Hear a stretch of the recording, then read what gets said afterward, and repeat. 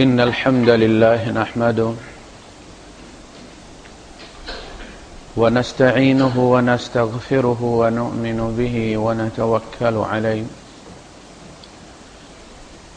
ونعوذ بالله من شرور أنفسنا ومن سيئات أعمالنا من يهده الله فلا مضل له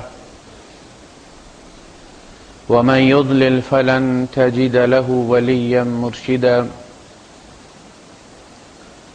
وأشهد أن لا إله إلا الله وحده لا شريك له ولا ضد ولا ند ولا مثيل له ولا مثال له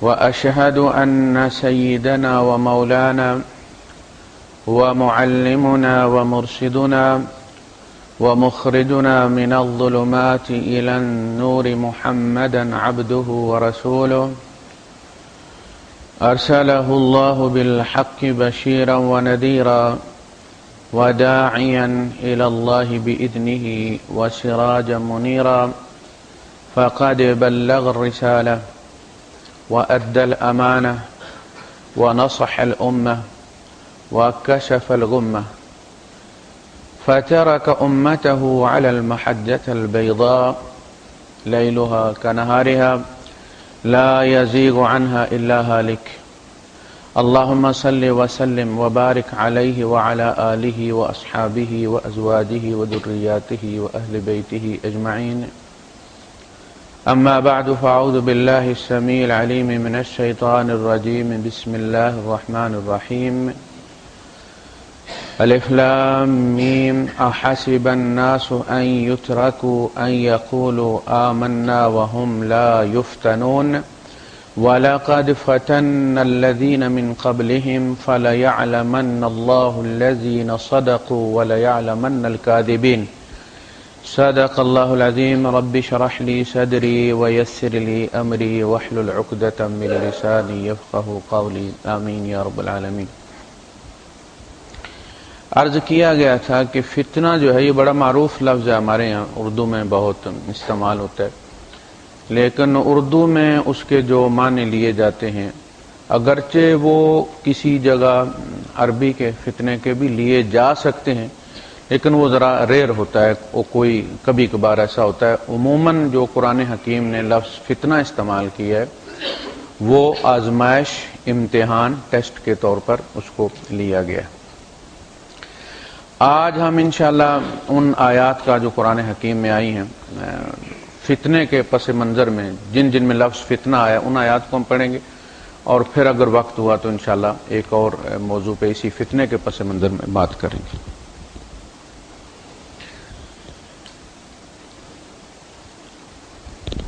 ایک تو یہ سورہ العنکبوت ہے جو جس کی میں نے آیات ابھی تلاوت کی ہیں کہ الف لام میم احاسبہ، کیا لوگوں نے حساب لگا رکھا تھا؟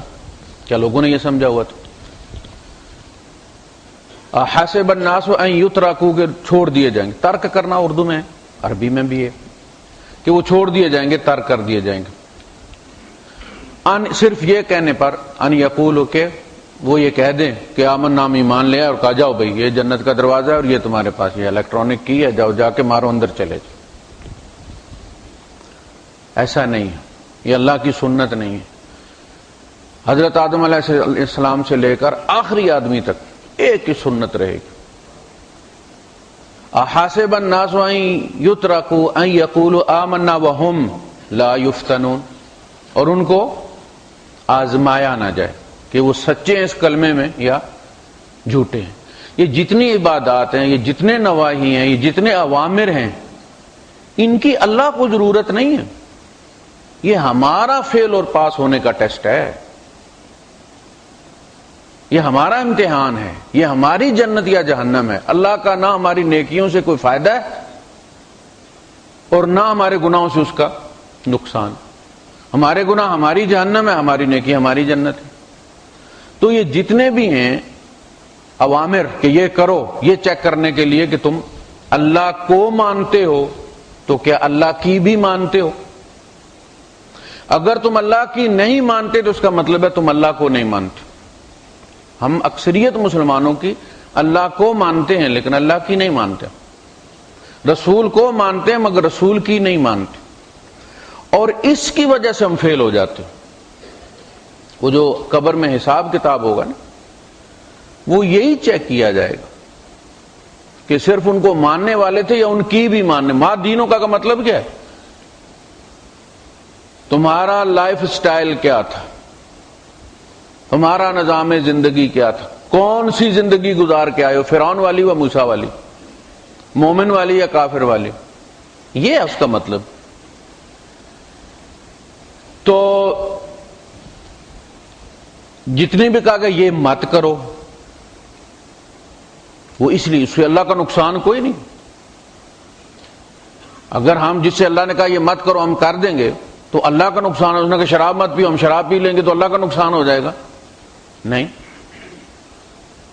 ہمارا نقصان ہوگا دو طرح سے۔ ایک تو یہ کہ ہم ایمان کھو دیں گے، ہم یہ ثابت کر دیں گے کہ ہم منہ سے الذین آمنوا بافواہہم ولم تؤمن قلوبہم، اے نبی گناہ کی طرف وہ لوگ سبقت کرتے ہیں کہ جن کی زبانیں منہ ایمان لائے ہیں ان کے دل ایمان نہیں لائے۔ وَلَمَّا يَدْخُلُ الْإِيمَانُ فِي قُلُوبِكُمْ، ابھی یہی ہے، ایک بالشت کا سفر ہے، 60 سال میں طے نہیں ہوتا۔ اس لیے فرمایا کہ جب شراب تم پیو گے دو طرح تمہارا نقصان ہوگا، ایک تو تمہارا جسمانی نقصان ہوگا۔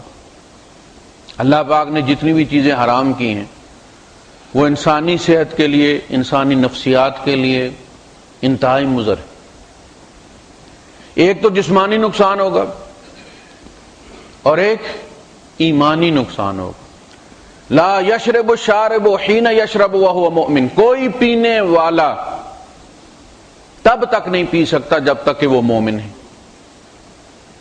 ولا یسرق السارق حین یسرق وہو مؤمن، کوئی چور چوری نہیں کر سکتا جب تک کہ وہ مومن ہے۔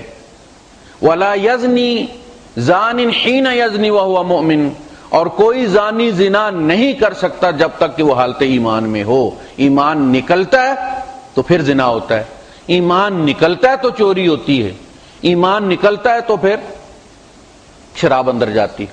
ایمان اندر ہو تو جگہ ہی نہیں شراب کے لیے، ہم سپیس بناتے ہیں، ایمان اٹھا کے باہر رکھتے ہیں۔ اسی لیے وہ جو کسی نے کہا کہ صوم ہے ایمان سے، صوم ہے ایمان سے، ایمان غائب صوم گم۔ روزہ ایمان رکھواتا ہے، ایمان غائب روزہ گم۔ روزہ کون چھوڑتا ہے؟ صوم ہے ایمان سے، ایمان غائب صوم گم۔ قوم ہے قرآن سے، قرآن رخصت قوم گم۔ کہاں مسلمان قوم جس نے پاکستان لیا تھا کلمے کی بنیاد پر؟ بکھر گئی۔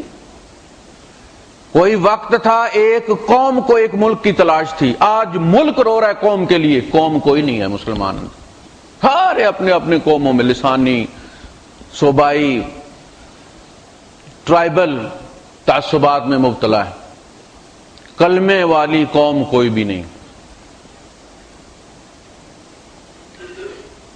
تو جب تک یہ نواہی اور اوامر ہمارے ایمان کا کیا ہے، یہ فتنہ ہے، یہ ٹیسٹ ہے، سارے نماز روزہ۔ اس لیے حضور نے فرمایا العہد بیننا و بینہم الصلاۃ، ہمارے اور کافروں کے درمیان نماز کا کنٹریکٹ ہے۔ من ترکھا فقد کفر، جس نے اس کو چھوڑ دیا اس نے کفر کر دیا۔ اسی سے مانعین زکوٰۃ کے کفر کا فتویٰ دیا تھا صحابہ نے اجماعی طور پر ابوبکر صدیق رضی اللہ تعالیٰ کی اقتداء میں، کہ اللہ نے یہ کہا کہ نماز جس نے چھوڑی فَإِن تَابُوا وَأَقَامُوا الصَّلَاةَ وَآتُوا الزَّكَاةَ، اگر وَآتَوُا الزَّكَاةَ، اور اگر یہ توبہ کر لیں، پلٹ آئیں، اور ان کے پلٹنے کے دو ثبوت ہمیں درکار ہیں سوسائٹی کو، دل کا حال اللہ جانتا ہے، لیکن ہماری تلوار سے یہ تب بچ سکیں گے کہ یہ توبہ کرنے کے بعد، ایمان کا اعلان کرنے کے بعد دو کام کریں گے۔ فَإِن تَابُوا وَأَقَامُوا الصَّلَاةَ، یہ نہیں کہ لمبی تان کے اسی جو ہے وہ فل پہ ٹیسٹ رن پہ لگا کے سو جائیں، یہ دنیا والوں کو قبول ہوگا، اللہ کو قبول نہیں۔ فَإِن تَابُوا وَأَقَامُوا الصَّلَاةَ وَآتَوُا الزَّكَاةَ فَخَلُّوا سَبِيلَهُمْ، ان کا راستہ چھوڑ دو، اب انہیں تحفظ دو، جان بخشی کر دو۔ تو آپ نے فرمایا کہ جب اللہ نے 2 شرطیں رکھی ہیں، ابو بکر ان میں سے ایک کام نہیں کر سکتا کہ وہ کہیں گے جی ہم نماز تو پڑھیں گے، زکوٰۃ نہیں دیتے۔ اللہ کی قسم میں اس اونٹ کی اس رسی کے لیے بھی بندے کو قتل کر دوں گا جو نبی کے زمانے میں وہ دیتا تھا اور اب انکار کرتے۔ تو یہ سارے کیا ہیں؟ یہ فتنہ ہے۔ ہم ایک دوسرے کے لیے فتنہ ہے، لیکن ہمیں کہا کہ صبر کرو۔ اب ہمارے صبر کو چیک کرنے کے لیے جبرائیل تو نہیں آئے گا نا، کوئی ہمارا بھائی بندی ہوگا نا، ہمارے رشتہ دار ہوں گے، وہی چیک کریں گے۔ حاجیوں کو کہا کہ دیکھو لڑائی جھگڑا نہیں کرنا، اب لڑائی جھگڑا ہم کرتے ہیں یا نہیں کرتے، اس کے لیے کوئی حاجی ساتھ بس میں بیٹھا ہوگا نا۔ ہر حاجی دوسرے حاجی کے لیے فتنہ ہے، ٹیسٹ ہے، چیک کرتے رہتے ہیں ایک دوسرے کو۔ آدم علیہ السلام ابلیس کا ٹیسٹ تھے، فیل ہو گیا۔ ابلیس آدم علیہ السلام کا ٹیسٹ تھا، فیل ہو گئے۔ دیکھنا اس کو ایکسیس دی کہ وہ بہلا پھسلا سکے حضرت آدم علیہ السلام کو، پھسل گئے۔ اور وہ جو ساری زندگی اللہ کو سجدے کرتا رہے، جب اللہ نے سجدے کا بدلی کیا نا، رخ کا ادھر نہیں ادھر کرو، مسلمانوں کو بھی کہا تھا نا کہ 17 مہینے مسلمان بیت المقدس کی طرف پڑھتے رہے، پھر کہا ادھر کر لو، کر لیا نا۔ اگر ابلیس کی طرح ڈٹ جاتے نہیں ادھر ہی کریں گے جہاں پہلے تھے، وہی انجام ہوتا۔ تو یہ فتنہ کن معنوں میں آیا؟ یہ سنت ہے اللہ پاک کی چیک کرنے کے لیے۔ جب موسیٰ علیہ السلام گئے طور پہ، 7 بندے لے کر گئے، 70 بندے انہوں نے چنے، اپنے جو کاؤنسلر تھے ان کا جی ہم آپ کی زبان پر اعتبار نہیں کرتے، یہ بندے آپ کے ساتھ جائیں گے، یہ وہاں سنیں گے کہ اللہ بات کرتا ہے آپ کے ساتھ، تو اس نے یہ حکم دیا کہ یہ شرعی احکامات ان پر عمل کرو، وہ جو 10 تختیاں تھیں، تو وہ ہم پھر مانیں گے۔ 70 بندے، ہر بندے نے اپنا ملک، چودھری، راجہ، ڈار، بٹ چن کے بھیجا کہ یہ ہمارے جی MNA MP آپ کے ساتھ جائیں گے، یہ تصدیق کریں گے تو ہم مانیں گے۔ فاختار موسیٰ قومہ 70 رجلا لمیقاتنا۔ اچھا، وہاں جب اللہ نے بات کی موسیٰ علیہ السلام سے تو وہ کہنے لگا کہ موسیٰ پیچھے چھپایا ہوا کون ہے؟ لَن نُؤْمِنَ لَكَ حَتَّى نَرَى اللَّهَ جَهْرَةً، پتھروں کے پیچھے سے نہیں، ہمیں قوم نے بڑا منتخب کر کے بھیجا ہے، ہم بھی 1 نمبر کے ہیں، جب تک سامنے آ کے اللہ بات نہیں کرتا اب ہم کیا گواہی دیں گے قوم کو کہ پتھروں کے پیچھے سے آواز آتی تھی، ہو سکتا ہے تو نے بندہ کھڑا کیا ہوا وہاں میں۔ لَن نُؤْمِنَ لَكَ حَتَّى نَرَى اللَّهَ جَهْرَةً فَلَمَّا أَخَذَتْهُمُ الرَّجْفَةُ، ان کے ان جملوں سے پہاڑ کانپ گئے، غش کھا کے گر گئے، مر گئے۔ موسیٰ علیہ السلام نے کہا اللہ پاک میری قوم کو تو جانتا ہے۔ انہوں نے کہا گواہی جنہوں نے دینی تھی گواہ تو تم مار آئے ہو۔ یہ ہوتا نا کیس میں، وہ بابر ولی تھا، اس کے سارے گواہ مار دیے نا انہوں نے، آپ کوئی گواہی دے گا؟ کہا موسیٰ علیہ السلام نے اللہ پاک وہ تو مسئلہ اور گمبھیر ہو گیا ہے، قوم تو کہے گی کہ ہم نے گواہ بھیجے تھے وہ مروا آئے ہو، تو کوئی خدا شاہ نہیں ہے، ان ہی اللہ فتنتک، اللہ یہ تو تیری وہی آزمائش ہے، تو دل و بہا من تشاء، جس کے ذریعے تو جس کو چاہتا ہے اس کو گمراہ۔ دیکھیں گمراہ اور ہدایت ڈکلیئر کرنا اللہ پاک اس کے لیے کسوٹی بناتا ہے تاکہ کوئی انگلی نہ اٹھا سکے۔ جب حضرت صالح علیہ السلام کی قوم نے انتہا کر دی تو اللہ پاک نے فرمایا انا مرسل الناقۃ فتنۃ لہم فارتقبہم واصطبر، سورہ القمر میں۔ کہ صالح اب ہماری سنت حرکت میں آ رہی ہے، ہم ایسے نہیں پکڑتے، ہم ان کے لیے اونٹنی کو بھیج رہے ہیں آزمائش کے طور پر، فتنے کے طور پر، ٹیسٹ کے طور، اس میں فیل ہوئے تو مارے جائیں گے۔ فارتقبہم، تو انتظار کر رزلٹ کا، واصطبر، اور صبر کر۔ تو پھر وہی ہوا۔ تو یہ فتنہ اصل میں اسی طرح فرمایا سورہ توبہ میں، منہم من یقول اذن لی ولا تفتنی ومنہم من یقول اذن لی، مجھے آپ اجازت دیجئے، مجھے رخصت دے دیجئے آپ، ولا تفتنی، مجھے فتنے میں مت ڈالیے۔ غزوہ تبوک تھا، نفیر عام تھی، سب کو جانا تھا، تو عبداللہ ابن ابی آیا اور اس نے کہا کہ اصل میں مسئلہ یہ ہے کہ آپ کو پتہ ہے میں ذرا کمزور ایمان کا بندہ ہوں اور ساتھ حسن پرست بھی ہوں، اور سنا رومیوں کی عورتیں ذرا نیلی آنکھوں والی ہوتی ہیں، بہت خوبصورت ہوتی ہیں، تو میرا ایمان خطرے میں نہ ڈالیے آپ۔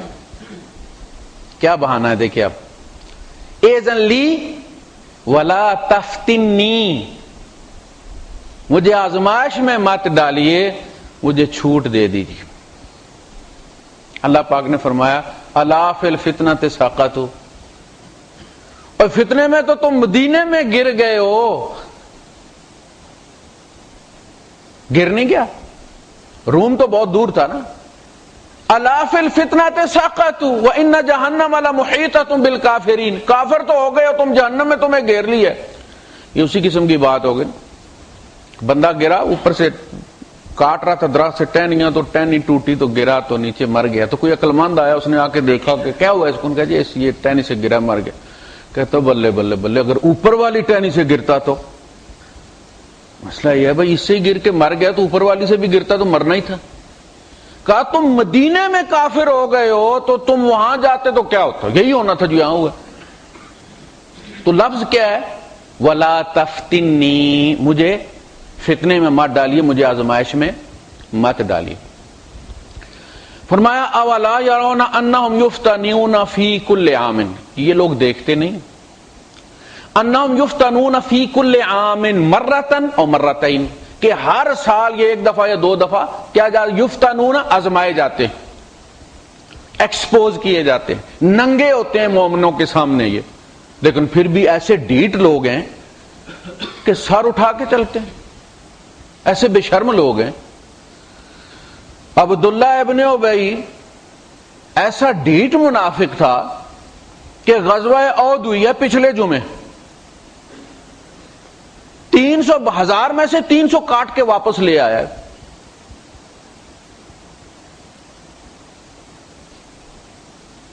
اس سے بڑی کوئی غداری ہو سکتی؟ اور ایسا بے غیرت آدمی ہے، اگلے جمعے کو حضور جمعے کا خطبہ دینے اٹھیں اور یہ آ کے پہلے صاحب حضور کے ساتھ کھڑا ہو گیا کہ میرے بازو کا سہارا لے لیجئے، میرے ماں باپ قربان، آپ تھک جائیں گے۔ ادھر حضور کی جان خطرے میں تھی، ادھر سے واپس آ گیا، ادھر تھکنے کی فکر لگی ہوئی ہے۔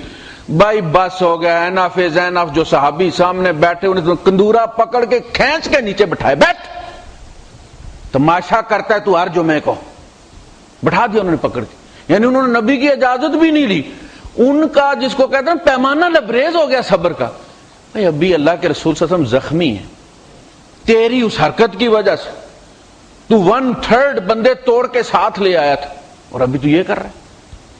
یہ آزمائے جاتے ہیں مگر پھر نہ یہ توبہ کرتے ہیں، باز آتے ہیں اپنی حرکتوں سے، نہ یہ نصیحت پکڑتے کہ چلو اگلی دفعہ دعویٰ نہ کرو، ایک دفعہ جب تم ننگے ہو گئے ہو تو اب ضروری ہے کہ پھر تم نے دعویٰ کرنا ہے، پھر ننگا ہونا، کیونکہ تم دعویٰ کرو گے ہم پھر امتحان لیں گے، پھر تم ایکسپوز ہو جاؤ گے۔ یہ آزمائش۔ ربنا لا تجعلنا فتنة للقوم الظالمین، سورہ یونس میں موسیٰ علیہ السلام کی قوم یہ دعا کر رہی ہے کہ اللہ تو ہمیں فتنہ نہ بنا، یعنی آزمائش نہ بنا ظالم قوم کے لیے، یعنی ظالم قوم کو جہنم میں بھیجنا ہے تو اس کے لیے انہوں نے کوئی ایسا کام کرنا ہے کہ وہ جہنمی ثابت ہوں، تو کسی ایک کو جو ہے وہ گینی پگ کے طور پر استعمال کرنا،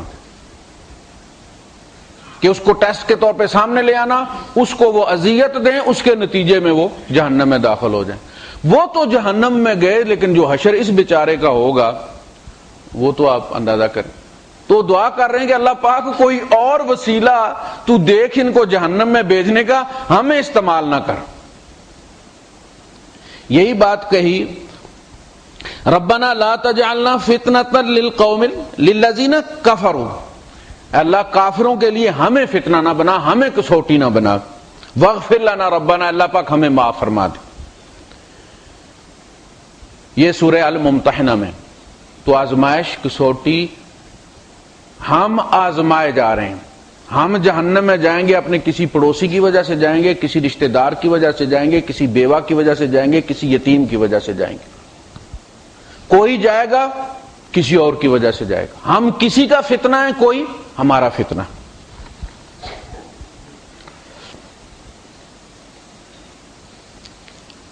وَمِنَ النَّاسِ مَن يَقُولُ آمَنَّا بِاللَّهِ فَإِذَا أُوذِيَ فِي اللَّهِ، لوگوں میں کچھ ایسے بھی ہیں جو کہتے ہیں ہم اللہ پر ایمان لے آئے، پھر جب وہ اللہ کی راہ میں ستائے جاتے ہیں، جَعَلَ فِتْنَةَ النَّاسِ كَعَذَابِ اللَّهِ، تو وہ لوگوں کی ڈالی ہوئی جو آزمائش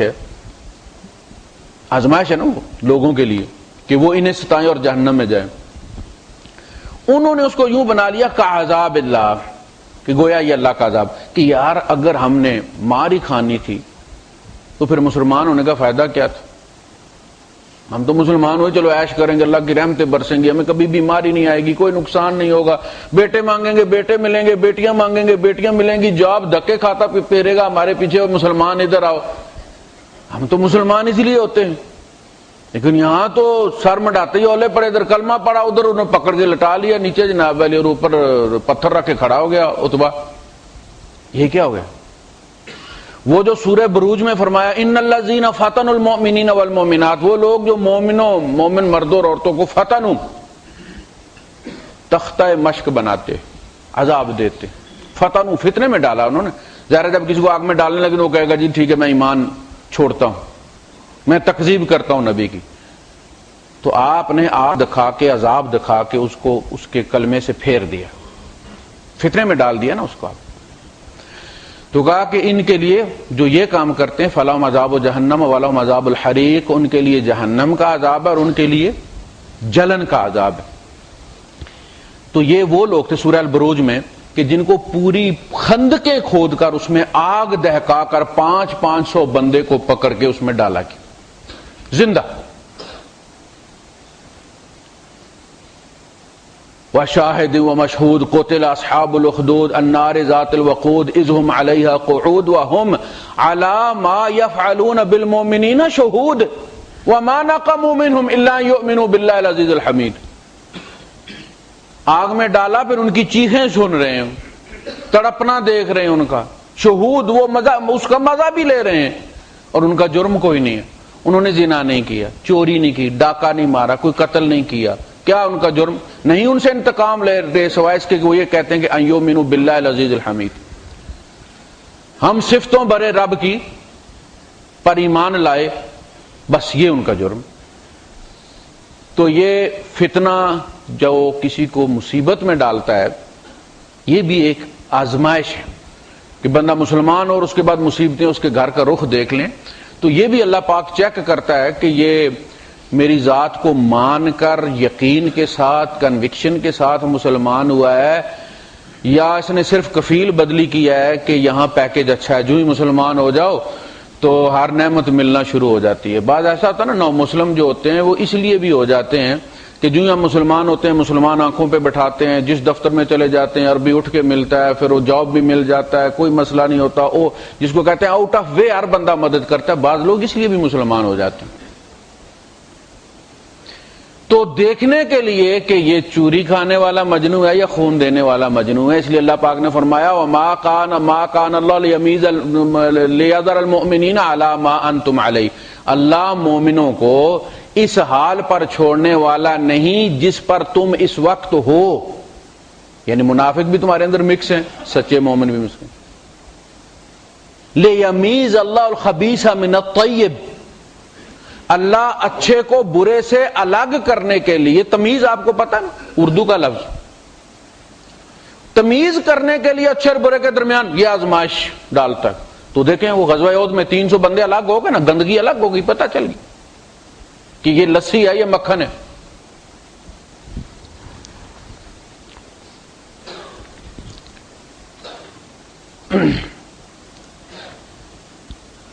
اچھا جی، ینادونہم الم نکم معکم، جب قیامت کا منظر ہوگا تو منافق چونکہ دھوکہ دیتے ہیں، کہتے ہیں مسلمان ہیں، تو وہاں ان کے ساتھ بھی وہی گیم کی جائے گی جو وہ یہاں اللہ رسول اور مومنوں کے ساتھ کرتے ہیں. کہا جائے گا اچھا جی وہ پار سامنے جنت ہے، تشریف لے جائیے. اچھا جی چل پڑے.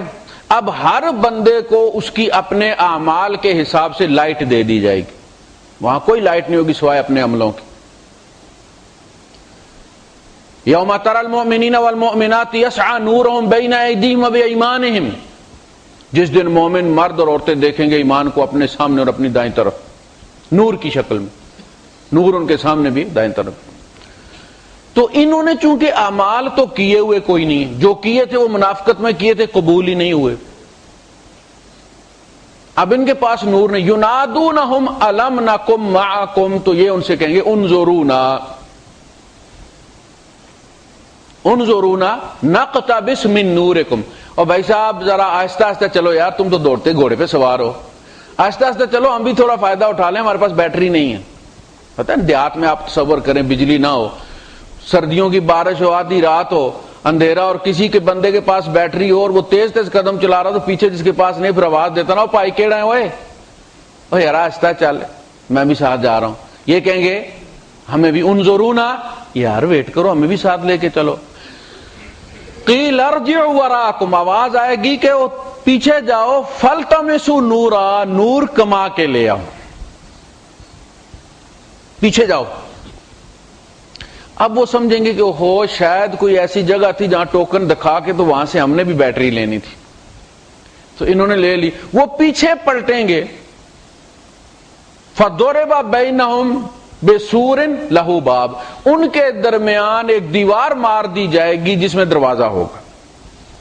باطنہ فیہ الرحمت وظاہرہ من قبلہ العذاب، سورہ واقعہ آپ کے سورہ الحدید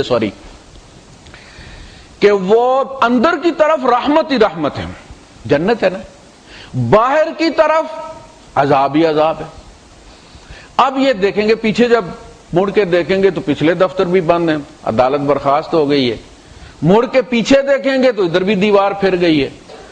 تو ینادونہم الم نکم معکم، تو وہ کہیں گے کہ کیا ہم تمہارے ساتھ نہیں تھے؟ یار اچھے ساتھی ہو تم، ایک ہی شفٹ وہ تھی ہماری، ایک ہی بس میں نہیں جایا کرتے تھے ہم ایئرپورٹ. الم نکم معکم، ایک ہی کمپنی میں کام نہیں کرتے تھے، ایک ہی سیکشن کے لوگ نہیں تھے ہم، کلی وال نہیں ہے یار. الم نکم معکم قالوا بلا، وہ کہیں گے بالکل تھے. وَلَكِنَّكُمْ فَتَنْتُمْ أَنفُسَكُمْ، تم نے خود اپنے آپ کو آزمائش میں ڈالا. وَتَرَبَّصْتُمْ، اور تم انتظار کرتے رہے کہ ایک ہی دفعہ آج کریں گے جب بوڑھے ہوں گے، ابھی کیا تو خراب ہو جائے. بعض لوگ ایسے بھی ہوتے ہیں کہ جو جوانی میں آج نہیں کرتے، اولاد منتیں بھی کرتی ہے ابا کارو، لیکن ابا کہتا نہیں پتر علی ویلا نہیں آیا، یعنی ابھی میں ایکٹیو ہوں تو کوئی غلطی ہو جائے گی تو حج جو ہے نل اینڈ وائڈ ہو جائے گا. حالانکہ وہ فرض پورا ہو جاتا ہے، لیکن جب بالکل گٹے گوٹے رہ جائیں گے پھر جاؤں گا میں. یہ بالکل وہی پر تربص، تم انتظار میں رہ گئے، یار کر لیں گے نا، ابھی عمر پڑی ہوئی ہے، یہ نمازیں پڑھنے کی عمر ہے یار. ورتبتم، یہ انتظار زیادہ دیر انتظار نہیں رہتا، یہ پھر شک میں بدلی ہو جاتا ہے. ورتبتم، پھر تم شک میں مبتلا ہوگے، ارتیاب میں مبتلا ہوگے. کبھی کہتے تھے یار ٹھیک ہے، کبھی کہتے تھے نہیں یار ایسے. وغرتکم الامانی، اور تمنائیں تمہیں لے ڈوبیں. وہ جو تمہاری پلاننگ تھی اتنی لمبی تم نے کی، تو تمہیں پتہ نہیں تھا کہ میں سڑک بھی کراس کروں گا یا نہیں کروں گا. تمہاری زندگی کی گارنٹی تمہارے بنانے والے نے نہیں دی. اللہ کے رسول صلی اللہ علیہ وسلم نے پیشاب کیا اور وہیں تیمم کر لیا، سائیڈ پہ ہو کے ریت پہ تیمم کر لیا، جبکہ صحابی ادھر لوٹا بھرے کھڑے تھے. تو انہوں نے آواز دی کہ اللہ کے رسول میں پانی لیے کھڑا ہوں.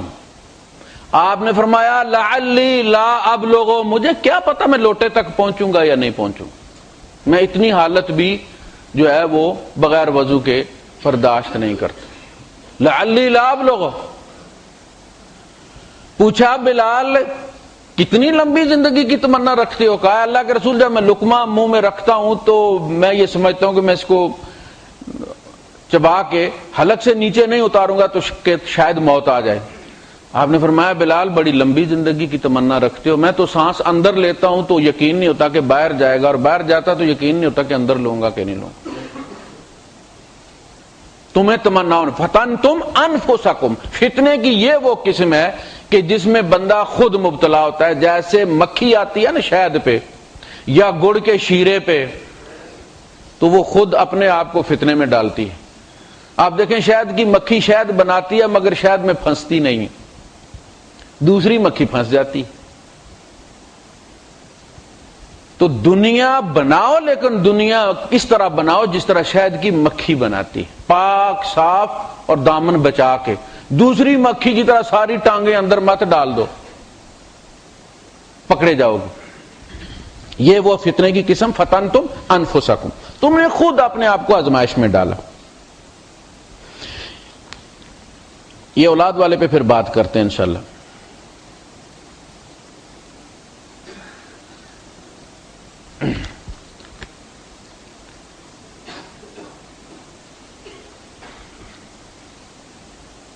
موسیٰ علیہ السلام کا واقعہ ہو گیا، انہی اللہ فتنتک۔ اچھا، بندہ دعا کرتا ہے کہ اللہ پاک مجھے عطا کر دے، مجھے جواب دے دے، میں یہ کروں گا، بڑی اچھی پلاننگ بنا کے دکھاتا ہے، میں مدرسے میں منتھلی تنخواہ دیا کروں گا ٹیچر کی، میں فلاں کروں گا۔ اللہ پاک نے انسان کو بنایا، وہ جانتے ہیں وَإِذَا مَسَّ الْإِنسَانَ ضُرٌّ دَعَانَا، جب انسان کو کوئی تنگی تکلیف پہنچتی ہے ہمارے پیچھے ہی پڑ جاتا ہے، قائماً کھڑا بھی، قاعداً بیٹھا بھی، اور لیٹے بھی۔ پھر جب ہم وہ مصیبت ہٹا دیتے ہیں، ثم اذا خولناہ نعمۃ منا، پھر جب ہم اس کو تخویل ہوتے ہیں، مخول اصل میں وہ ہوتا ہے کہ جس کو آپ ایتھورائز کرتے ہیں، جیسے مینیجر چلا گیا تو ڈپٹی مینیجر جو ہے وہ مخول ہوتا ہے، اصل ڈیوٹی جو ہوتی ہے وہ مدیر کی ہوتی ہے سائن کرنا، جو ڈپٹی مینیجر ہے وہ مخول ہوتا ہے کہ وہ اس کی عدم موجودگی میں اس کی ساری صلاحیتیں اسی وقت ایکٹیو ہوتی ہیں جب وہ نہیں ہوتا، جیسے نائب صدر یا آپ کا سینٹ کا سپیکر، یہ مخول ہے۔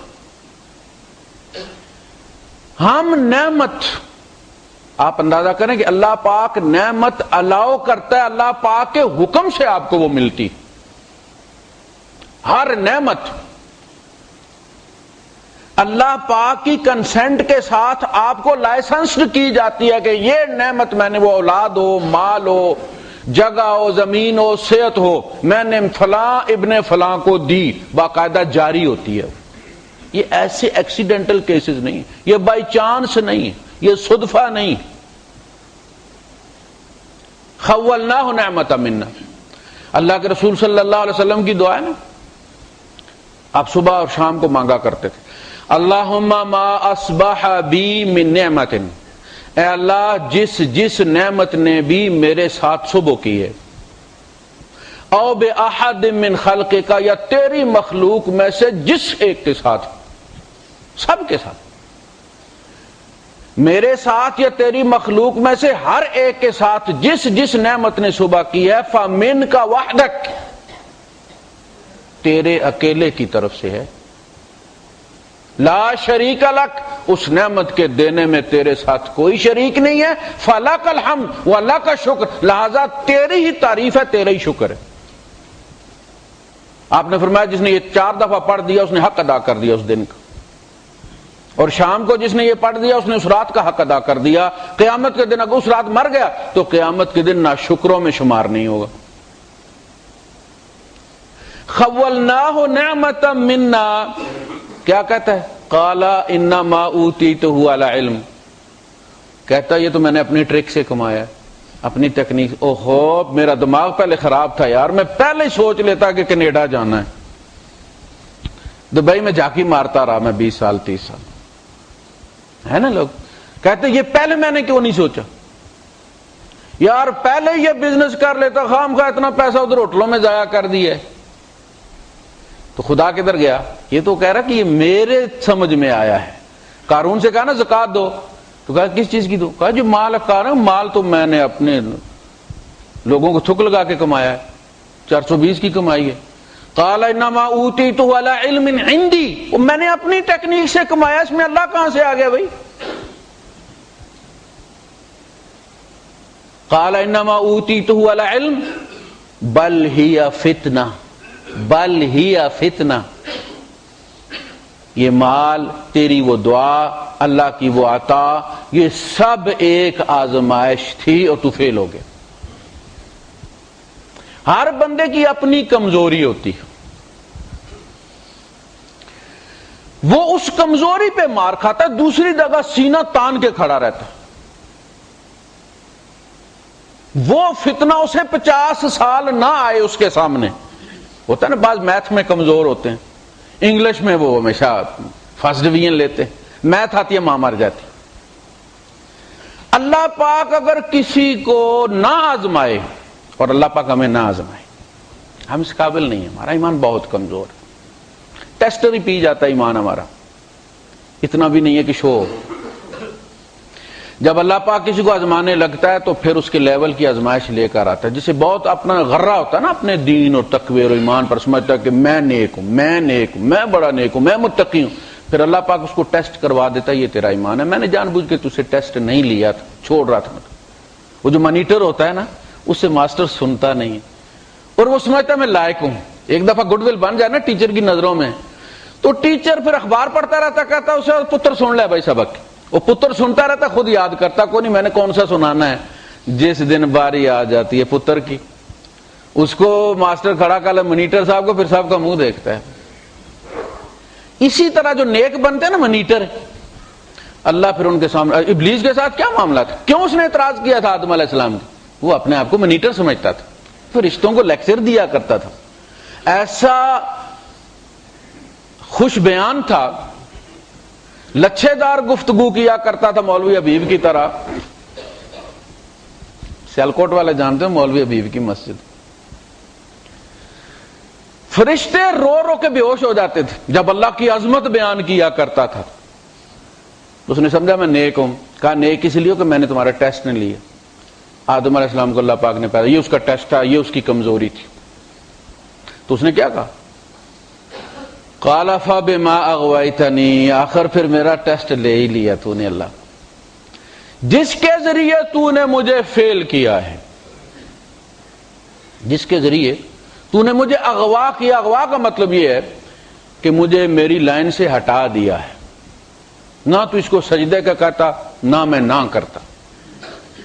یہ میری نہ شو کروانے کے لیے، مجھے ایکسپوز کرنے کے لیے تو اس کو سامنے لے کر آیا. وہ بڑا چلاک آدمی نہیں، بڑا چلاک مخلوق ہے وہ، شیطان جس کا نام ہے.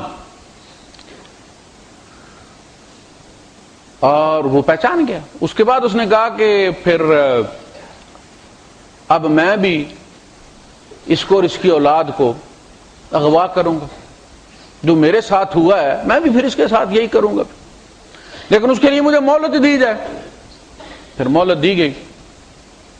ربی ربی کر کے جو مانگتا رہا رب اسے دیتا رہا. میں ہمیشہ یہ کہتا ہوں کہ جو کہتے ہیں جی ہم بڑے گناہ گار ہیں، اس لیے مولوی صاحب کرائے پہ لیتے ہیں. مولوی صاحب ہو سکتا ہے مولوی اللہ کے عدالت میں اشتہاری ہو، اور جو تم تو صرف ابھی ملزم ہو نا، عام سول کیس ہے تمہارے اوپر. مولوی ہو سکتا ہے کہ اس کے اوپر دوسری دفعہ لگی ہوئی ہے فوجداری، وہ اشتہاری ہے اللہ کے یہاں، جس کو تمہیں کیا پتا اللہ کے یہاں کس کا کیا مقام ہے. میں ہمیشہ کہتا ہوں کہ شیطان سے بڑا گناہ گار کوئی نہیں، لیکن جب اس نے بھی رب کہہ کے مانگا تو اللہ نے نہ نہیں کی. ایسا چالاک ہے کہ رب کے سامنے کھڑا ہو کے قسمیں بھی اس کی کھا رہا ہے. فَبِعِزَّتِكَ لَأُغْوِيَنَّهُمْ أَجْمَعِينَ، اللہ تیری عزت، تیری بے نیازی کی قسم ہے، میں ان کو اغوا کروں گا، پھسلاؤں گا میں ان کو. اس کو اللہ نے اس کو بھی محروم نہیں کیا، تمہیں نہیں دے گا.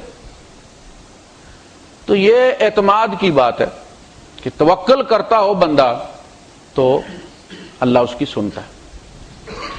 انما اموالکم اولادکم فتنہ پہ ہماری بات ہوئی. تمہارا مال تمہاری اولاد تمہاری آزمائش ہے. آزمائشیں اپنی اپنی ہیں.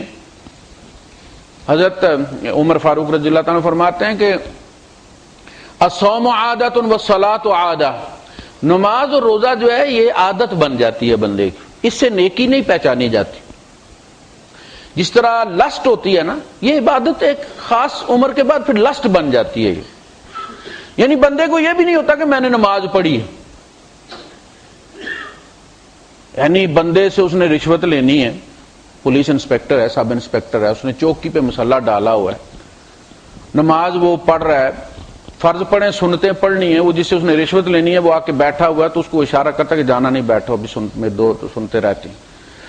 سنتے پڑھ کے پھر اس نے رشوت لی. رشوت بھی لی کس پر؟ قتل پر. اور اسی وضو میں اس نے پھر عشاء کی نماز بھی پڑھی. اسے احساس نہیں، ایک لسٹ ہے، یہ باپ دادا نے بچپن میں ڈال دی ہے. وہ یہ بھی کرتا ہے جس نے کہا کہ جی وہ نماز میرا فرض اور چوری میرا پیشہ ہے. تو پیشہ اور چیز ہے، یہ فرض اپنا اس نے پورا کر دیا. تو آپ نے فرمایا کہ نماز روزہ ایمان کی پہچان نہیں ہے، اس سے پتہ نہیں چلتا. دیکھیں نمازیں ساری ایک بھی ثابت نہیں ہوتا کہ عبداللہ ابن ابی نے کوئی نماز چھوڑی تھی. پھر آپ نے فرمایا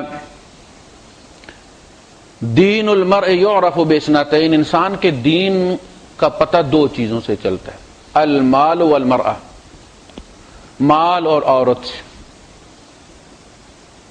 کہ کتنا دیندار ہے، ان کے ساتھ اس کا رویہ کیسا ہے. تو ایک خاص وقت آتا ہے اور وہ اس میں ہو سکتا ہے کہ ایک بندہ ساری جوانی اس نے پاکیزہ گزاری ہے، بال بچے دار ہو گیا ہے، 40-50 سال کی عمر میں آ کے فتنے میں مبتلا ہو جائے، کسی عورت کے پیچھے سب کچھ برباد کرتے. کس عمر میں جا کے اس کا ٹیسٹ ہوا ہے؟ یہ ہے انما اموالکم و اولادکم فتنہ، یہ تمہاری آزمائش. آزمائش کے معنوں میں کل ایک صاحب کا فون آیا. اچھا فون بھی چونکہ میرے گھر کے فون یعنی تھا موبائل نمبر لیکن میرے گھر والا نمبر تھا وہ، تو میں نے تجسس میں اٹھا لیا. وہ تھا میرا سونے کا ٹائم اصل، تو میں سویا ہوا تھا تو کال آئی. میں نے دیکھا وہ نمبر جب چیک کیا تو وہ نمبر تھوڑا سا مجھے انٹرسٹنگ لگا. میں نے کال بیک کیا، پھر ان کا فون آیا.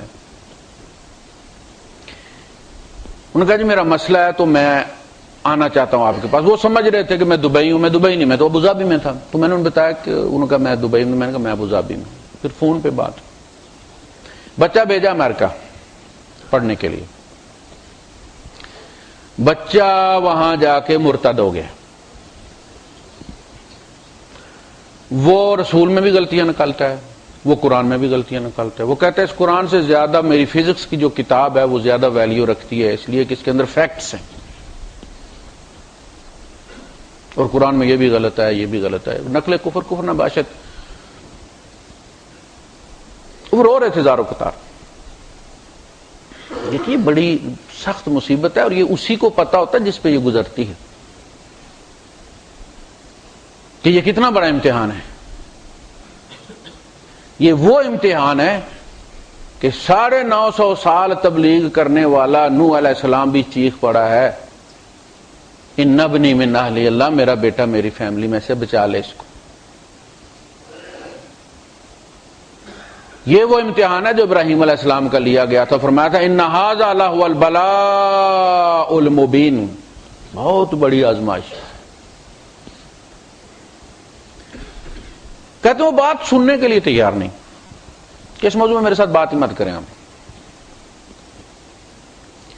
میں اس کے لیے اسپیشل عمرے پہ بھی گیا. عمرے پہ میں نے رو کے دعا کی گیا اللہ کاش مجھے ذاکر نائک مل جائے تو میں اس سے اس موضوع پہ بات کروں، شاید اس کے پاس میرے بچے کے سوالوں کا جواب ہو، میرا بچہ واپس آ جائے. خاسرہ دنیا والآخرہ، میرا پیسہ بھی گیا، بیٹا بھی گیا، اور دین ایمان بھی گیا. کہتے میں نے روتے روتے پلٹ کے دیکھا میری بائیں طرف ڈاکٹر ذاکر نائک صاحب بیٹھے ہوئے تھے. میں نے ان سے ذکر کیا کس طرح میں نے بچہ امریکہ بھیجا تھا تو مرتد ہو گیا تھا. کہتے ہیں جی انہوں نے اگلی بات ہی نہیں سنی. انہوں نے کہا اور بھیجو امریکہ. امریکہ جائیں گے تو یہی ہو گیا نا، اور بھیجو. او بھائی صاحب ڈاکٹر صاحب آپ کا سارا چندہ امریکہ اور برطانیہ سے ہوتا ہے، کینیڈا سے ہوتا ہے، مسلمان بستے ہیں وہاں پہ۔ امریکہ برطانیہ جانا کوئی گمراہ ہونے کی دلیل نہیں ہے، وہاں بڑے بڑے پردہ دار خواتین ہیں جن کے ہاتھ بھی کسی نے نہیں دیکھے، اور ناچنے والیاں اسلام آباد میں بھی ناچ رہی ہیں۔ نیکی کا تعلق، دین کا تعلق لندن، واشنگٹن اور مکے سے نہیں ہے، یہ گلوبل دین ہے۔ اللہ والوں کو کہیں بھی کسی جگہ بھی کوئی ڈر نہیں۔ یہ کیا بات ہے کہ جائیں گا کہ یہیں کریں گا؟ کہتے ہیں مجھے تو وہ ذرا مغرور ہی لگے۔ یہ ہوتا ہے، یہ جو سیلیبریٹیز بن جاتے ہیں نا، مبلغ سے زیادہ سیلیبریٹیز ہو جاتے ہیں۔ یہ وہ جو ہواری ہوتے ہیں نا، کہتے ہیں کہ رنڈی تو رنڈیپا کاٹ لیتی ہے، بیوہ، رنڈی سے مراد بیوہ عورت تو اپنی بیوگی پہ کمپرومائز کر لیتی ہے، ٹھیک ہے میں نے، لیکن چھڑے نہیں کرنے دیتے۔ روز کوئی نہ کوئی پہنچاتا کہ بھابھی کوئی تکلیف ہو تو بتانا۔ یہ جو نیک لوگ ہوتے ہیں نا، یہ فیمس ہو جاتے ہیں، پھر ان کے ارد گرد جو حواریین ہوتے ہیں نا، وہ ان کو اٹھا لیتے ہیں، وہ ان کو پھر مبلغ نہیں رہنے دیتے، وہ پھر کترینہ کیف ہی بن جاتے ہیں، سیلیبریٹی، ہر پوز وہی، اسی انداز کا اٹھنا بہنا، اسی انداز میں ناشتہ جو ہے وہ پورا فیس بک پہ آ رہا ہے، ناشتہ کر رہے ہیں، یہ ابھی کلی کر رہے ہیں، ابھی یہ لیٹے ہوئے ہیں، بیٹھے ہوئے ہیں۔ یہ جو ڈاکٹر احمد دیدار صاحب تھے، جو ان کے ساتھ بھی یہی ہوا تھا۔ میں نے کیا عرض، محمد شیخ صاحب کو شاید کچھ لوگ جانتے بھی ہوں گے یہاں پہ، جب یہ یہاں تشریف لائے احمد دیدار صاحب تو ملنے کے لیے گئے ان کو، اور یہ عرض محمد شیخ صاحب ساری زندگی اس بندے کی قرآن کے پروجیکٹ کے پیچھے گزر گئی ہے، بہت دیندار، بہت باصلاحیت بندہ ہے۔ انہوں نے جا کے ان سے کہا کہ آپ اس طرح سے یہ پوائنٹس اگر ساتھ رکھ لیں آپ تو انشاءاللہ اور زیادہ، تو انہوں نے پوری بات ہی نہیں سنی۔ وہ پلٹ کے ان کو ایسے ٹکرے کہ میری ڈیوٹی اللہ نے لگائی ہے، سارے کام میں نہیں کرنے ہیں، یو پیپل تم کیوں نہیں اپنا جاب کرتے، تم یہ کیوں نہیں کرتے، جس کو کہتے ہیں دم دما کے بھاگنا۔ عرض محمد شیخ صاحب دم دبا کے بھاگے، 2 دن بخار ہی نہیں اترا ان کا۔ یعنی شاک ہوتا ہے نا بندے کو کہ آپ کیا کسی کو سمجھ کے گئے اور اس نے پلٹ کر کیا کیا۔ میں کوئی 16-17 سال کا تھا، ایک مولوی صاحب سے مسئلہ پوچھنے لگا، میں جا رہے تھے جرنیہ پور میں ہوتے تھے، تو وہ جا رہے تھے، مسئلہ بڑا گمبھیر تھا میرے لیے، وہ زندگی موت کا مسئلہ تھا، ان کے لیے مولویوں کے لیے نارمل، جیسے ڈاکٹروں کے لیے کیسز نارمل ہوتے ہیں، مریض یہ سمجھتا ہے کہ بس میرا ہی کیس بڑا ICU والا ہے، ڈاکٹروں کے لیے نارمل ہوتا ہے۔ اچھا میں ان کے ساتھ ساتھ چل رہا ہوں، وہ لفٹ ہی نہیں کرا رہے، دوڑتے جا رہے ہیں، دوڑتے جا رہے ہیں، کوئی ضروری کام ہوگا ان کا بھی، مولوی بھی ایک قسم کا انسان ہی ہوتا ہے، اس کے مسائل ہوتے ہوں گے، لیکن میں تھوڑا سا ان کے ساتھ دوڑا، لیکن مسئلہ میرا گمبھیر تھا کہ دوڑنے سے حل نہیں ہونا تھا۔ میں کھڑا ہو گیا، اس دن میں نے یاد کیا کہ خود مولوی بننا ہے یار، یہ میری عادت ہے، میں الیکٹریشین بناؤں، پلمبر بناؤں، درزی بناؤں، سارے کام میں نے سیکھے اسی وجہ سے کہ جب اس نے دیر لگائی نا، میں خود ہی تھوڑی پکڑ لی، میں نے کرنا ہے یار، میں نے کہا مولوی بننا ہے یار، یہ پوچھ کے مسئلہ نہیں حل ہوگا، خود ہی کچھ کرنا پڑے گا۔ یہ غرور، آپ کو پتہ نہیں اگلا کس حالت سے گزر رہا ہے، اور آپ کے لیے وہ بڑا نارمل معاملہ ہے۔ خیر رو رہے تھے وہ بیچارے۔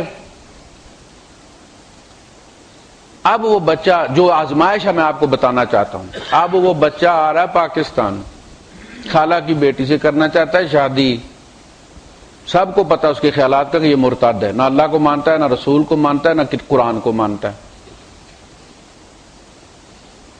وہ کہتا ہے کہ جی وہاں میں اقرار کر لوں گا، پاکستان آ کے میں اقرار کر لوں گا، نکاح پڑھا کے لڑکی یہاں لے آؤں گا۔ اب یہ ماں باپ کی ذمہ داری ہے نا کہ بتانا ان کو کہ یہ سیاست کر رہا ہے۔ اگر ماں باپ خاموش رہتے ہیں بیٹے کی محبت میں، اور وہ ایک اور بندے کو ساتھ لے جاتا ہے اور اس اور بندی کو بھی وہ مرتد کر دیتا ہے، اور آگے جو نسل پیدا ہوتی ہے وہ بھی کافروں کی پیدا ہوتی ہے، تو وہ ساری ان بزرگوں کے کھاتے میں جائے گی نا، اس لیے کہ نکاح تو ہوگا نہیں، وہ تو زنا ہی ہوگا۔ اب ایک طرف بیٹا ہے، اچھا یہ بھی ہے کہ اگر یہاں ہم نہیں کریں گے تو وہاں سے کوئی گوری کر لے گا، تو یہاں تو یہ ہے کہ پلٹ کے تو آئے گا، پھر اگر کسی گوری سے کر لیا تو ہو سکتا ہے پھر واپس بھی نہ آئے۔ تو اس کا علاج سوائے اس کے کوئی نہیں ہے کہ انا للہ و انا الیہ راجعون پڑھ کے یہ سمجھ لیا جائے کہ یہ آج نہیں مرا، یہ پیدا ہوتا ہی مر گیا تھا۔ اولادیں مرتی بھی ہیں نا، جوان مر جاتے ہیں، بچپن میں مر جاتے ہیں۔ اس کا حال نہیں کہ اولاد کی خاطر جھوٹ بولا جائے، لیکن یہ میں آسانی سے کہہ رہا ہوں نا، اس لیے کہ میرے اپنے بیٹے پر نہیں گزری. وہ ان کا بدن کا جگر کا ٹکڑا ہے، وہ بدن کا حصہ ہے ایک، اس کے ساتھ بڑی جذباتی یادیں وابستہ ہیں ان کی. لیکن وجہ کیا ہے جو میں اصل بات کرنا چاہتا ہوں، وہ وجہ یہ ہے کہ میں نے ان سے کہا کہ اس کا بھی قصور نہیں ہے، اس کا بھی قصور نہیں. آپ سے مس ہینڈلنگ ہوئی، اور میں یہ ہمیشہ کہتا ہوں، شاید آپ میں سے کسی بندے کو چبھتی بھی ہو کہ یہ ہمارے دیندار گھرانوں کا ڈائلیما ہے. جتنے بھی لو میرج کے کیسز آتے ہیں دیندار گھرانوں کے ہوتے. ہم شروع سے اولاد کو انسان نہیں سمجھتے، ایک الگ اینٹیٹی نہیں سمجھتے، آرگیومنٹ نہیں کرتے، نہ سنتے ہیں ان سے، ہمیں پتہ ہی نہیں چلتا ان کے اندر کیا ہے. دیکھیں، ایک بچے کی عمر ہوتی ہے جس میں وہ آپ سے کوئی چیز نہیں چھپاتا، اوپن ہوتا ہے آپ کے سامنے. آپ اس کے لیے اینٹی وائرس ہیں، ہر فائل وہ آپ کے سامنے کھولتا ہے اور آپ اس کو سکین کرتے ہیں. پھر ایک وقت آتا ہے کہ آپ اس کو ڈانٹنا ڈبٹنا مارشل لا لگا دیتے ہیں، ڈنڈے کے زور پہ رکھنا شروع کر دیتے ہیں، وہ فائلیں چھپانا شروع کر دیتا ہے، سکین ڈسک کے لیے نہیں پیش کرتا، سکین ہوتا ہی نہیں، پتہ نہیں کون کون سا وائرس اندر رہتا ہے. آپ جبر سے سمجھتے ہیں بچہ ہمارا 5 وقت کا نمازی ہے، بہت مومن ہمارا بچہ، امامہ نہیں اتارتا، اور جس دن وہ اتارتا پھر امامے کے ساتھ کپڑے بھی اتار دیتا. ہم بچوں کو سمجھتے ہیں الماری، جو چیز پکڑی، ٹوپی اتاری الماری میں رکھ دی، بنیان اتاری الماری میں رکھ دی، دھوتی اتاری الماری میں رکھ دی. جو چیز ہم چاہیں اولاد میں رکھتے پھریں پھر بھول جائیں، وہ ایک زندہ ہستی ہے. ایک وقت آتا ہے کہ وہ یہ سوچتے ہیں کہ یار کون سی چیز ہم کو رکھنی ہے اور کون سی ہم کو چھوڑنی ہے. جب آپ آنا چاہتے ہیں یہاں پہ تو لوگ آتے ہیں نا آپ کے گاؤں کے، کوئی مونگ پھلی لے آتا ہے، کوئی گڑ لے آتا ہے، کوئی ریوڑیاں لے آتا ہے، کوئی کیا لے آتا ہے، کیونکہ یہ ہمارے ساگ لے آتے ہیں، چار لے آتے ہیں. آپ پکڑ پکڑ کے رکھنا شروع کر دیتے ہو، ایسے پکڑا رکھ دیا، تھیلا بھر گیا آپ کا. جس دن آپ نے آنا ہے اس دن اب آپ پھر شروع کرتے ہیں پیکنگ، سارا ڈھیر لگا دیتے ہیں. اب آپ فیصلہ کرتے ہیں کہ ان میں سے کون کون سا آپ نے لے کر جانا ہے اور کون کون سا چھوڑ کے جانا ہے. اور جو چھوڑ کے جانا ہے آپ گھر والوں کو بتاتے ہیں کہ میرے یہاں ہوتے ہوئے ان کو نہیں بتانا، جب جہاز اڑ جائے گا تو پھر بتانا، پھر آپ کو کوئی منتیں کرے گا تو پھر مسئلہ ہو جائے گا. اس لیے جب چلا جاؤں گا نا تو پھر بتا دیں. بلکہ یہ کہنا ایئرپورٹ سے واپس آ گئے ہیں، یہ بھی ایک ٹیکنیکل جھوٹ ہوتا ہے کہ وہ ایئرپورٹ والوں نے نہیں لے کے جانے دیا. اولاد پر ایک وقت آتا ہے کہ وہ بیٹھ کے فیصلہ کرتی ہے کہ اس تھیلے میں جو کچھ امی ابا نے ڈالا ہے میں نے کیا کیا اڈاپٹ کرنا اور کیا کیا چھوڑنا ہے. اور اگر آپ نے دین کی صحیح ترجیحات متعین نہیں کی ہوئی بچے کے اندر کہ کیا ضروری ہے، کیا تھوڑا کم ضروری ہے، کیا ضروری نہیں ہے، تو اس میں پھر لازم سلیکشن میں غلطی ہو جائے گی. چھوڑنے والی چیز وہ رکھ لے گا، رکھنے والی چھوڑ دے گا. غلطی کس کی؟ ہماری غلطی. جب وہ ہمارے ساتھ تھا، ہماری مانتا تھا، ہم اس کے ہیرو تھے، ہم کو وہ دنیا کا سب سے بڑا پی ایچ ڈی سمجھتا تھا، ہمیں کاپی کرنے کو ترستا تھا، ہماری جوتی شوق میں پہنتا تھا، ہماری ٹوپی پہن کے ابو بنتا تھا، اس وقت تو آپ نے توجہ نہیں دی. اب وہ کہتا بات مت کرو میرے ساتھ اس موضوع پر. اس لیے کہتے ہیں کہ ترجیحات طے کر لیں، اولاد کی بات سنیں. وہ سوال جو اس کے جواب اس نے امریکہ میں جا کے ڈھونڈے ہیں اور اسے غلط ملے ہیں، وہ اس وقت پیدا نہیں ہوئے، وہ پہلے پیدا ہوئے تھے.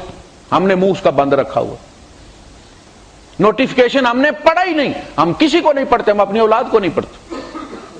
جو سب سے ضروری ہے، جو ہمارا مستقبل ہے، ہمارا دین جس کے گرد پھرتا ہے، یہ ہماری ایکسٹینشن ہے. ہم نے مر جانا ہے، ان کی صورت میں ہم نے جینا ہے، اس کی ہمیں فکر ہی کوئی نہیں. سب کچھ پڑھتے ہیں، اپنی اولاد کو نہیں پڑھتے. اور نوٹیفیکیشنز پڑھو، اولاد کے اندر کیا کیا خیالات آ رہے ہیں.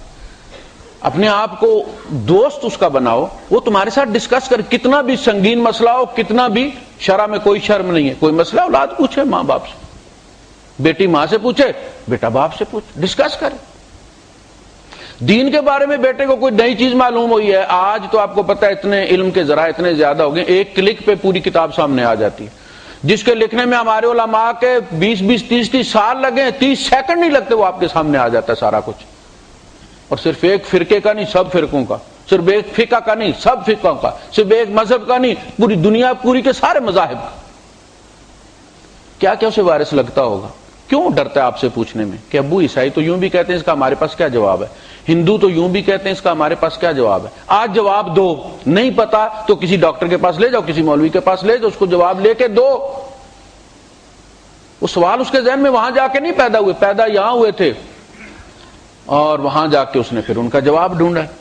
تو یہ سارے سوالات اپنی اولاد کو دیکھیں، ہمارے یہاں بڑا مارکت والا رہا مسئلہ ہے کہ اللہ ہر جگہ ہے، اللہ ہر جگہ ہے، تو اس پہ بڑی بحثیں ہیں علماء کے درمیان، بڑے بڑے مناظرے ہیں اس پر۔ تو کہا یہ گیا ہے کہ اصل میں اللہ پاک اپنی قوت سے ہر جگہ موجود ہے، لیکن اس نے اپنے آپ کو منسوب بلندی کے ساتھ کیا ہے، الرحمن علی العرش استوى۔ تو میں نے بھی اسی روٹین میں، بچہ میرا چھوٹا سا تھا، چھوٹا سا کہنے لگا کہ جی وہ یعنی 4 5ویں میں پڑھتا تھا، ابو اللہ ہر جگہ۔ میں نے کہا جی، اوپر نیچے دائیں بائیں کر۔ تو کہنے لگا کہ نیچے تو ہم پیشاب کرتے ہیں، اللہ پاک نیچے کیسے ہو سکتا؟ یہ بات کون کہہ رہا ہے؟ سارے مناظروں کا حل اس 4 5ویں کے بچے نے نکال لیا۔ وہ نیچے کیسے ہو سکتا ہے ابو؟ ہم تو پیشاب کرتے ہیں نیچے۔ مسئلہ حل ہو گیا کہ نہیں؟ اللہ نیچے نہیں ہو سکتا۔ اب نبی کریم صلی اللہ علیہ وسلم کی دعا دیکھیں،